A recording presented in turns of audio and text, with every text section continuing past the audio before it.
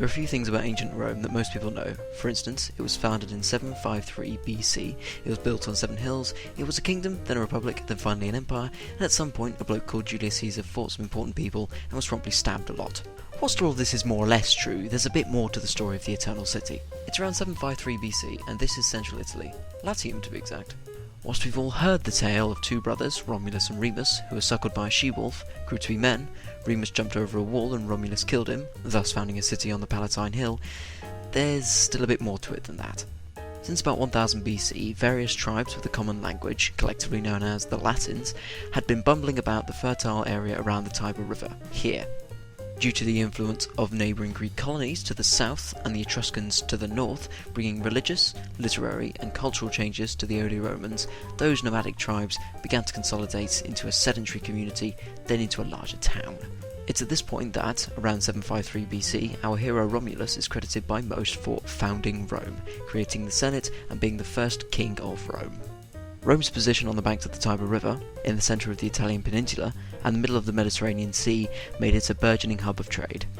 This also made it an appealing target to foreign incursion, and in about 650 BC, the aforementioned Etruscans invaded and annexed Latium, beginning a line of Etruscan kings in Rome.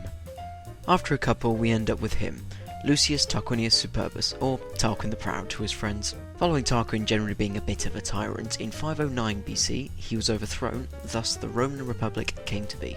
The Senate, which had until that point only given counsel to the king, took up leadership of the small city-state. Straight away, Rome faced a series of wars with places with silly names like Veii, Tarquinii, Samnium and Etruria, all of which it survived. In the 3rd and 4th centuries BC, Rome has a few wars with the rest of the Latins, the Samnites to the southeast, and finally the Greeks under King Pyrrhus to the south. Fun fact, after the Battle of Asculum, where Pyrrhus lost more men than he intended in a bloody victory, he is credited to have said something to the effect of, "One other such victory would utterly undo me," and that's where we get the term Pyrrhic victory from. The result of these scuffles was a Roman-controlled Italian peninsula. Then, in 264 BC, something very, very, very big happened, but before we get into that, enter Carthage. This trade-centric maritime city on the northern coast of Africa was one of the major powers of the Mediterranean, and Rome's first real test. So back to 264 BC, where a war between these two cities breaks out primarily on the island of Sicily. Here, for about 13 years, it looked like the war could go either way, until in 241 BC, the Romans finally defeat the Carthaginian fleet commanded by Hamilcar, Carthage's greatest general, thus ending that little scrap with Rome bagging a more than hefty indemnity on Carthage.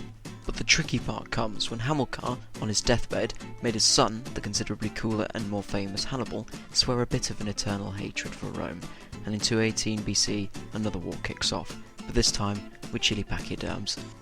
Yes, that's right, another Punic War, and Hannibal scares the Romans a good sight more than his dad did, reaching Rome's gates multiple times, but eventually the tide of war turns, when the Romans manage to send this guy, Scipio Africanus to, you guessed it, Africa, with a load of troops. The Carthaginians call Hannibal back to Carthage, Hannibal proceeds to lose spectacularly to the Romans, and there ends the Second Punic War, only this time with a much smaller and much more broke Carthage at the end of it.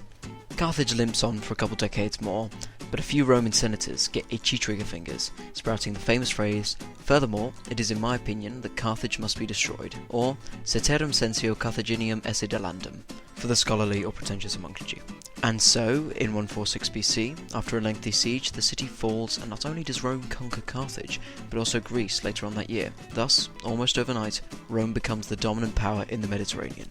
So, just to bring everyone up to speed, here's the situation in 146 BC. The Senate is still in power, the Roman Empire extends from the Atlantic to the Aegean, and there's a new threat on the way, barbarians.